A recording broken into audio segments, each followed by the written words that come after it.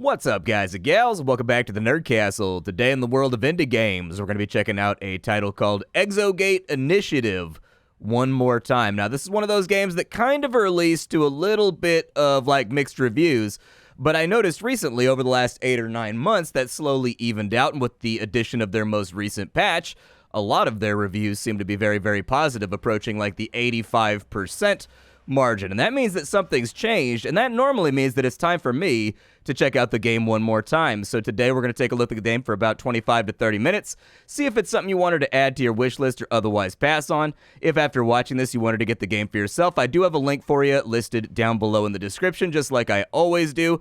The game is currently in early access, so it's not finished. The developers have told me through email that it's probably got another 6 or 7 months worth of development left to go, adding more stuff on in before it will be finished.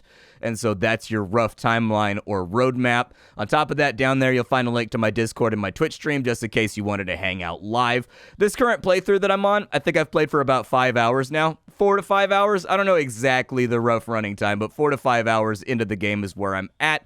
And this current patch is pledging that you can go out and you can research planets even further, which was one of the problems with the original build.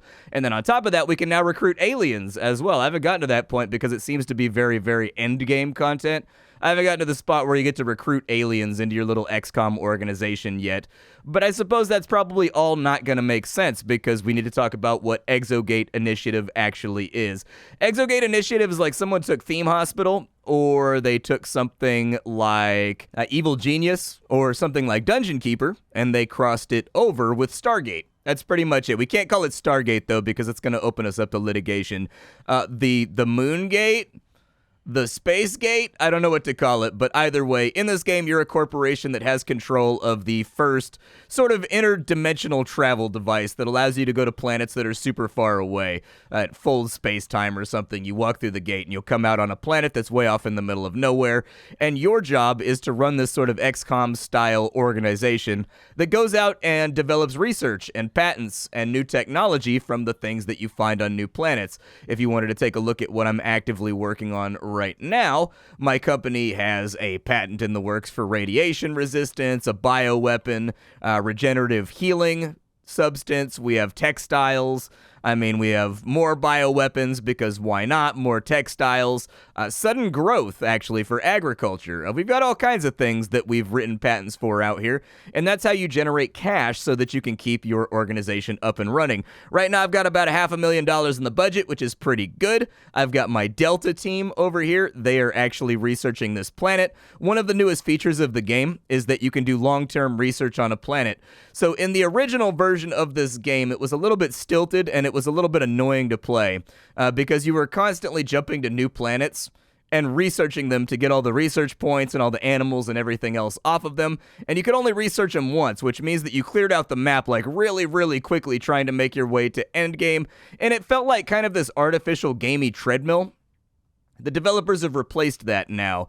You still have to research all the planets, but after you research a planet, you can now claim it, and after you claim it, you have there's kind of like a score that each planet has that's kind of like its research potential. So some planets have the potential to have way more awesome technologies that you can learn from on them than others, and you can actually dedicate a team to spend a couple of hours in video game time, like actual real-life time. I think these guys have been researching the planet that we're on for around an hour and a half right now, and they're only half done.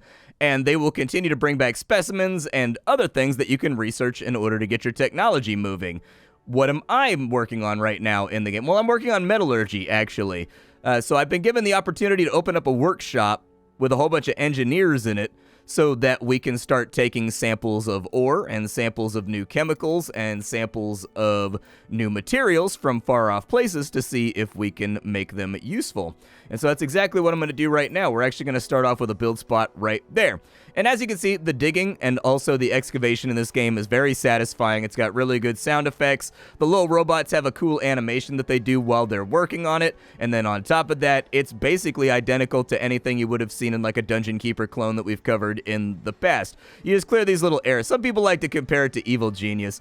I like to compare it to Dungeon Keeper. I feel like Dungeon Keeper makes me happier, all right? It's not like a better description. I can see where people are getting like the evil genius sort of idea from because you're building this sort of government compound. But I like to compare it to Dungeon Keeper. There's no ore or anything in the walls, though, which is kind of... You do get invaded, though. Eventually, at some point, we're going to get attacked through the gate because they've given me access to weapon racks that I can place inside my base that have, like, these little AR rifles on them. And then on top of that, there's also guard posts that I can assign people to just stand there. Like, you know, like when you're watching Independence Day or some science fiction movie, and like the main character's walking down a hallway and there's just a bunch of soldiers standing at attention in random locations because it's supposed to be like uber top secret. That's why I put it right there, just in case anything comes through the gate. We've got like our guard post. The downside is nobody seems to stand on the guard posts, even though I assigned them. So I'm guessing we need some kind of alarm mode or something that like summons them to those spots. I don't really particularly know. The good news is we haven't been invaded by any threats lately, so it hasn't really been that big of a problem. Is my workshop done down here? Almost. Robots are still working on it. Giving you a tour of my base right now. The game's pretty simple. I would compare it to something like Theme Hospital at the moment. There's not a whole lot of buildings and there's not a whole lot of decorations. I think that's actually why I personally don't really cover Theme Hospital style games very often, is because they tend to be very flat and very thin on content. Like you have a room and that room has 2 objects and then maybe you do a research and you get like a 3rd object. And like normally those kinds of games are always on the rails and like tutorialize you nonstop. The good news is this game doesn't like super hardcore tutorialize you, but it does kind of. And so anyways, it seems like there's more things that you can put inside each room than with your average Theme Hospital or like Theme whatever game. We've got one of our teams just came back from one of their research missions, and they came back with 25 research and a plant specimen, and then these guys came back with a animal specimen that's worth 130 research. Good. And what you'll see is they'll drop those off inside these specimen tanks over here. There we go. They put them inside the Ghostbusters tank. Oh, she just took it straight to the desk. What a go-getter. And as you can see, she put the plant sample inside of there, and she's now going to research it. The downside is with these plant samples, they always look the same inside the tank right there. I would like to see 5 or 6 different graphics that are randomly and procedurally decided inside of there. And then there's also sometimes when you go out to explore a planet, there's events where you've got to like answer questions and you've got to like choose a path, basically like a pick your own adventure type deal. I would like to see it. I had one where they said I found a frosty magic plant that can walk. I would like to see those very specific things that it calls out for specimen collection to actually have their own custom graphic as well. I think that's what this game is kind of light on, is that it's got all the functional pieces in there, but it doesn't have a lot of the little details that I look for personally when it comes to my attempts to give a game a 10 out of 10. This room over here is supposed to be our workshop, so let's go ahead and assign it. That's the right button, right? I'm about to spend a lot of money. Okay, cool. I'm about to spend a considerable chunk of my budget on this, so I want to make sure I've got the right room and I don't need to cancel it right after I put it down. We'll also put the doors in. The doors don't auto-rotate to the facing that's expected. It's kind of a bummer. In a modern post-RimWorld title, I would expect that I could place a door wherever I want and it'll auto-rotate to face the way that it needs to face. Did I just put gun racks inside? Oh my god. Apparently I grabbed gun racks instead of doors at some point. I don't know. And then before I started the recording, I can't make it through an entire episode without embarrassing myself, all right? It's like a kink for me. We'll go over here. We'll put that right there. There we go. We'll fix all. Did I do that anywhere else, man? Or are we good here? I also wanted to apologize if I sound a little raspy or I sound a little weird on today's episode. I have had the flu for around 5 or 6 days now, a very, very gnarly chest and throat flu, and it just won't seem to go away. Normally, I keep like 3 or 4 episodes in reserve that I can upload, just in case I get sick like this, but this one's really clinging. It's really hanging on. It's really refusing to go away, and so I'm officially out of videos right now, which means like I feel my body and everything. I feel perfectly, totally fine. I don't actually feel sick right now. I feel perfectly fine. But the last little vestiges of the Mucinex monster is still rattling around in my chest and in my throat. And I just can't seem to get rid of them. And so it's like a question of like, if I feel perfectly fine, I kind of want to go to work. And I kind of want to be productive. But at the same time, there may be little effects. Now, what did I place inside this room? So we have a workbench. They can craft equipment there. Good. Okay, we've got ore sample storage. That's also good. We've got an ore sample analyzer. And it looks like we have raw ore storage. And also, like, a foundry connector. Interesting. It requires 500 power to run the foundry. Okay, this is going to get a little bit more complex then. The other thing that we need to do is we also need to hire a engineer or two, I think, a materials engineer, I think is what we need in order to work on that. You have different classes and different jobs, and you've got to recruit them. I need to write some more patents, though, too. Every time you find an animal or a plant and they analyze it, you get patents. And so I'll take these patents right here. Foof, that's a lot of money. So it looks like we're getting 25 grand for that patent right there, and it's going to take her 5 days to sort it on out. Good. We need that really, really badly. This game kind of dumps you pretty quickly. So after 4 or 5 hours, they're going to kick you loose. At the beginning of the game, they give you government funding. But after 5 years or so, the government pulls out and doesn't pay you anymore. And it doesn't really, like, warn you when that's going to happen. It tells you, like, 3 months ahead of time, which is not that long in this game. So if you don't already have, like, a large amount of patents being circulated, you can really get yourself into trouble. Luckily, I'm making way more money than my salaries demand, but our salaries are about to go up. And so I think we're going to have to fix that pretty soon. And as you can see, our little gators are walking in right there. I'm not totally convinced that we're not deleting them and recreating them on the other side. I don't know, dude, those little disintegrating particles that fly everywhere, they make me feel really, really nervous about whether or not we're killing our own teammates and just making a copy. I don't believe in teleporters. You guys have been on the channel long enough to know that I've had this conversation like 50 times. I think that teleporters aren't actually teleporting. I think they're deleting you and then they're reassembling you on the other side. So technically you've got like a you've got a Splattercat of Theseus kind of problem that you've got to deal with on the other end. They've deployed to go get some more research. That's good. Ji Gao is over here working on that patent, which should bring in a lot of money. You can't queue up patents, but I think we can have multiple patent desks. And it might not be a terrible plan, actually, to have 2 different patent desks. Yeah, let's do that. Let's go ahead and mash that out right there, and we'll recess another one into the wall. Now that we've got our little recession knocked on out, we can just convert that into a laboratory space. And then we'll put another desk on that side. It's either that or we can recess the specimen containment into the wall. These aren't diggable right now. In the original version of the game, they were permanently not diggable, and you had to kind of like find your way around them. There was a lot of complaints about that. The developers fixed it in the last patch. You can now build robots that can destroy the darker sort of sooty tiles. We've got 2 animals, actually, that were captured, which is kind of interesting. So in this case, it may actually benefit us better to not have a second patent desk. And instead, good quality of life right here, you can just click on a room and it automatically brings up the thing that you need in order to build new accompaniment for the room. The robot's going to come on over here. He's going to drop that off right there, and I think it's going to be all right. I just don't, those specimens are worth so much that I don't want to waste them. And so the other guys should come over here and drop them off. I suppose what I can do is I can do something like that. It's going to be a little bit uggles, and it doesn't make me happy. Like, this room is getting a sort of amorphous look to it that's beginning to make my OCD sting and itch a little bit.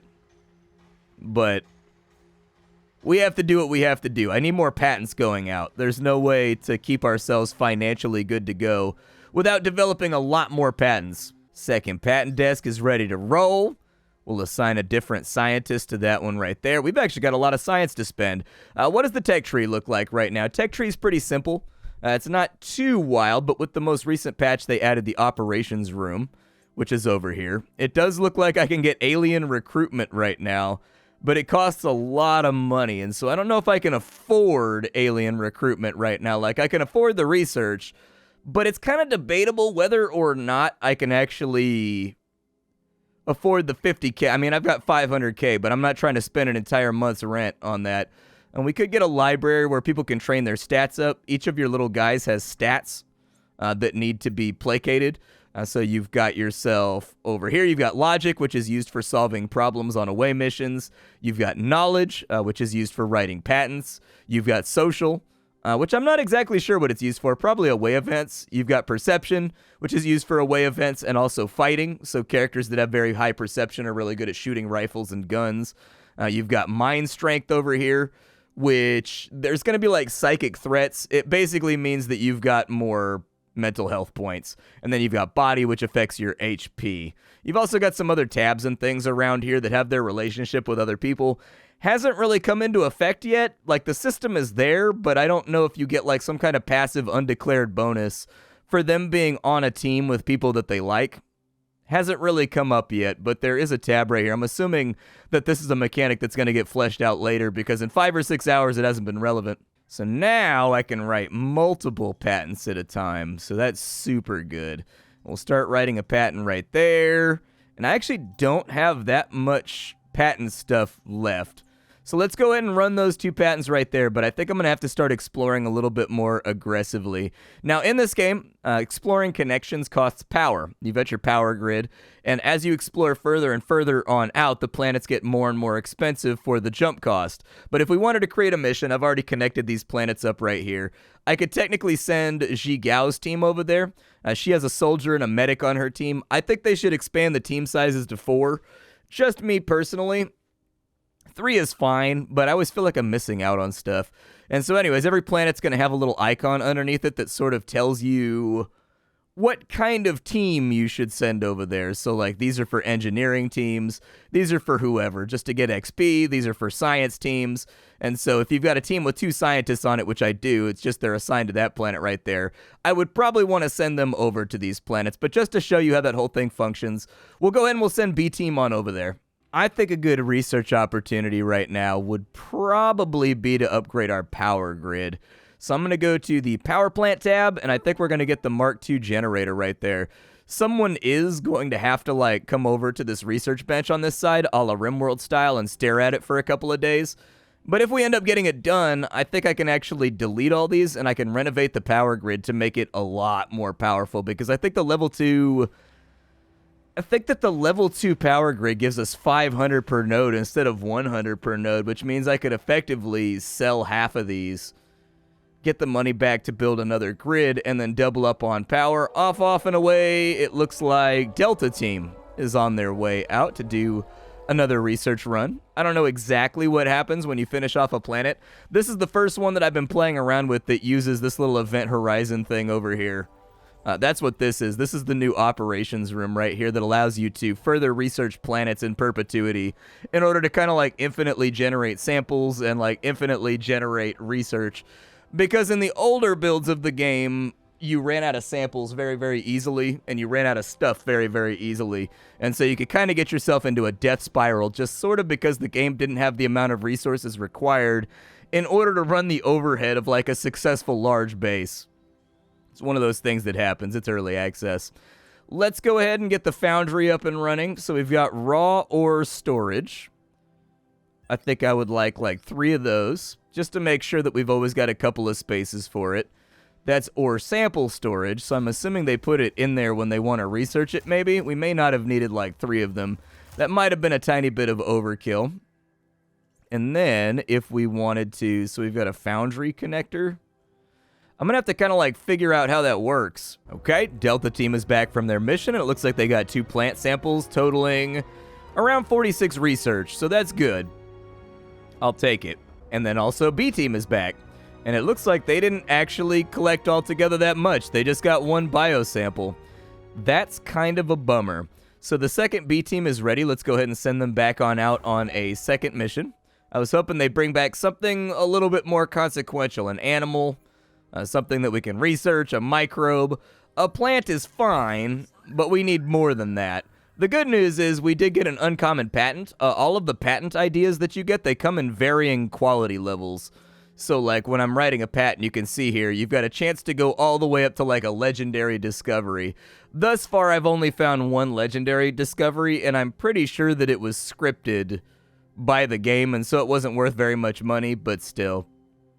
You will occasionally get epics and things like that allow you to generate a lot of cash when it comes to putting new products out onto the market. The good news is with our overhead report right here, I think I can finally afford to bring an engineer or 2 onto staff, which is really good. So let's go ahead and develop our engineering team. I'm going to go ahead and put out the call for a materials engineer. Every single month there's going to be a different demand for jobs that's going to make it more or less difficult for you to get people to come and hire.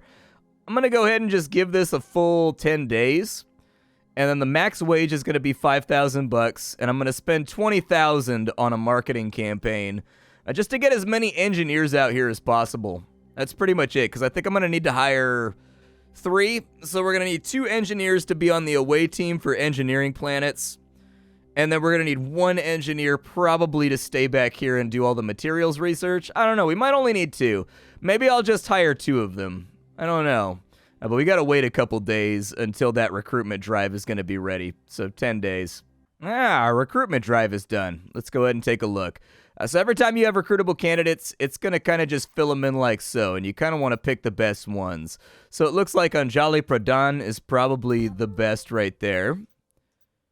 And it also looks like maybe Fernanda Fontes. Yeah.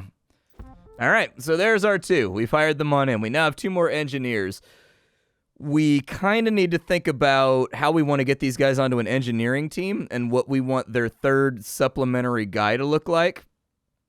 The downside is, one thing that I've noticed, I don't know if this is a bug or not, but when you set the maximum salary, it doesn't seem to matter. These guys are still getting paid $5,700 a month, even though I said I was only hiring for $5,000 a month as the maximum.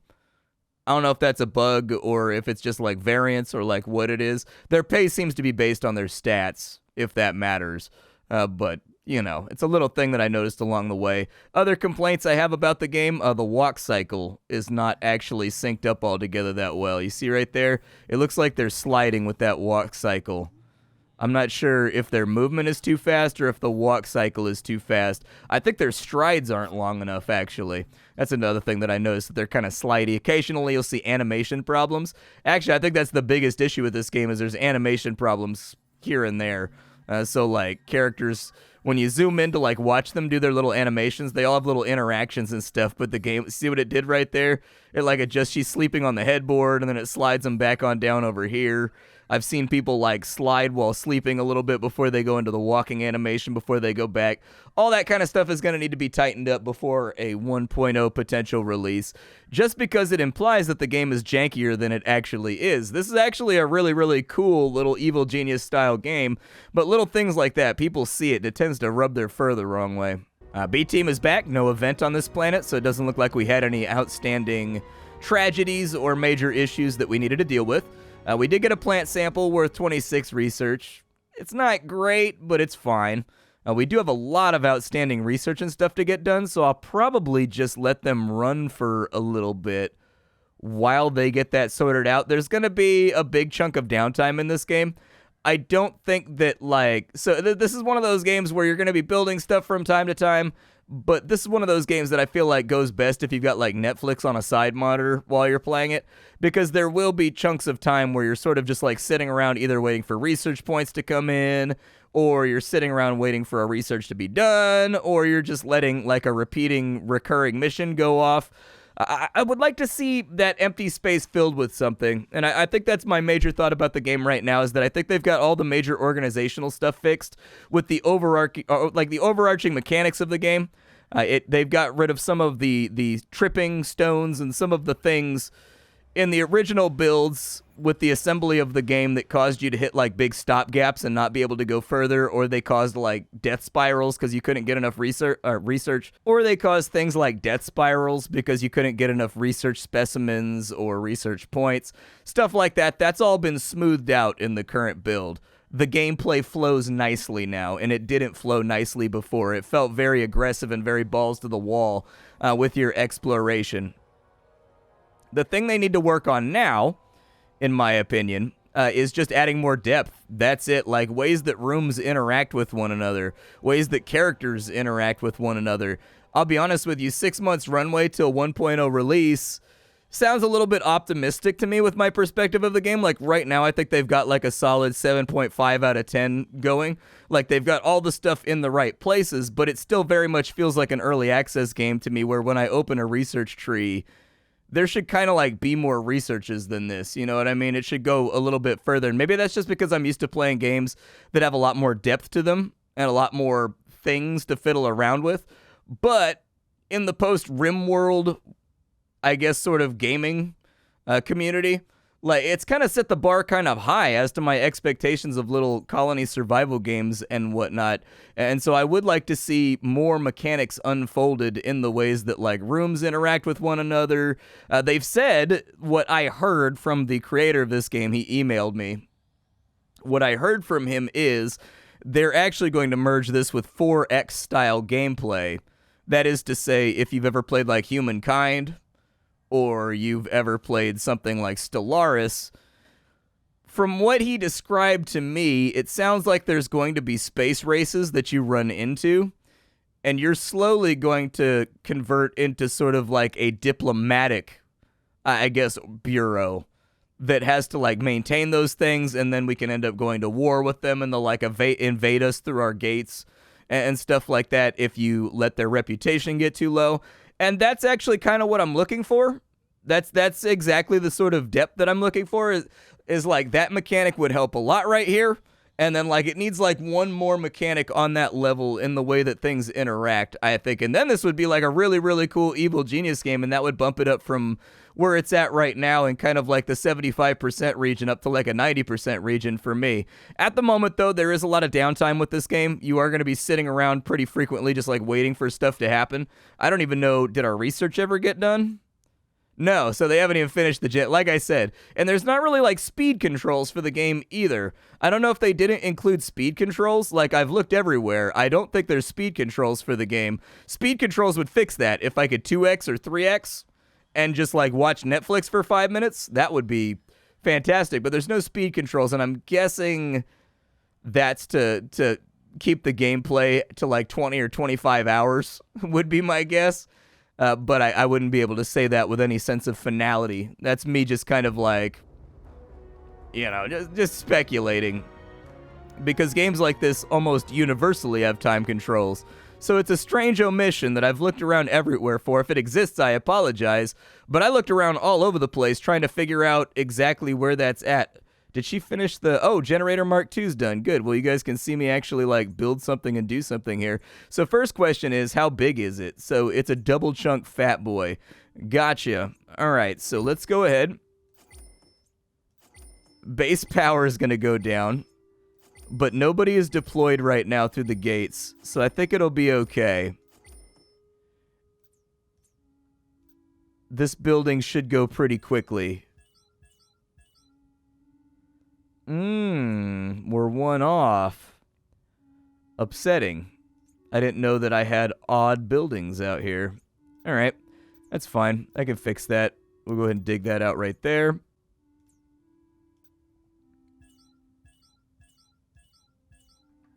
We'll get those in.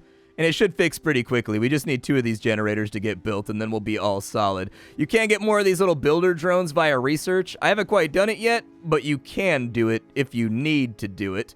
And so that's sort of where I'm at with EXOGATE Initiative. There are little things, little bumps and hooks and knobs here and there that I think need to be fixed up. Things that need to be tightened up. My main concern is just mechanical depth. I think the game kind of falls into the same category that all the Theme Hospital games fall into for me, where... I think the first 2 or 3 hours, you're like, wee, this is so much fun. There's so many things to build and so many things to do. And then from there, they get you onto kind of like that treadmill of like generating whatever the resource du jour is of the time. And then you spend a lot of time sitting around. I see this game kind of doing the same thing. And so I hope that the 4X gameplay gets in, because that sounds really intriguing and cool. And then in my opinion, it's going to need one more major mid-game mechanic that persists into endgame, in combination with that 4X mechanic, to really make this one float and become something exemplary, rather than something you're going to spend like 25 hours on and then probably not boot up again. I think it's actually also going to be important, and I think this is actually a big influence for me from Starcom, is that like if a 2-man team or like a 1-man team working on Starcom could get their game to the point where every single planet has like text and like an interaction and like a storyline, I don't see why this game can't have it either. You can't really plead poverty or like budgetary constraints on that one, because if you look at Starcom, that's like one guy working on a game and he's got like an entire universe full of planets, and like every single survey has at least like multiple paragraphs of like storyline reading for what happens when you land on that planet. I think this game would actually do really well by that too. I like the little events that pop up, but they don't pop up very often on the planetary grid. You don't get, I think every single planet should have a storyline. There's like 100 years of sci-fi you can draw from and then just change some details around for writing each planet. Like, yeah, it's going to be a big ordeal, but it will make your game much richer, and it will make your game much crisper, and it will make your game stand out much better. My name is Splattercat. I sift through the pile to find what is worthwhile in the world of indie games every single day so that you don't have to. Today up on the chopping block, we were looking at EXOGATE Initiative. It's been about 8 months since our last coverage, and the game has had a number of updates, major ones, so I figured it was time for us to check in and see where it's at. I'm happy with it. It's in a good spot. Now just time will tell if over the next year or so they can get those extra mechanics added. One more time, I beg your forgiveness. I'm not like in a place right now where I can afford to miss work on a given day, and so I decided to record sick. I'm sorry if my voice sounds egregiously abrasive. I didn't really know what to do because I'm out of backlog videos, and I've been sick now for much longer than I expected to be sick. I'll see y'all later. Thank you for hanging out, and that's about all I've got. Bye, folks.